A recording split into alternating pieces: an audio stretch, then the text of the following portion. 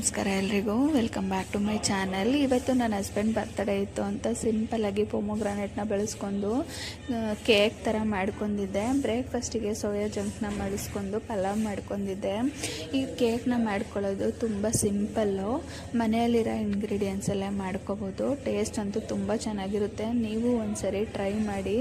Thank you for watching my video. ಯಾರೆಲ್ಲ ನನ್ನ channel ನೋಡ್ತಿದ್ದೀರಾ ಪ್ಲೀಸ್ ಫಾಲೋ ಮಾಡಿ, ಲೈಕ್ ಮಾಡಿ. ಅನ್ಹೆಲ್ದಿಯಾಗಿ ತಿನ್ನೋ ಬದಲು ಮನೆಯಲ್ಲೇ ಈ ಥರ ಮಾಡ್ಕೊಳ್ಳಿ. Thank you.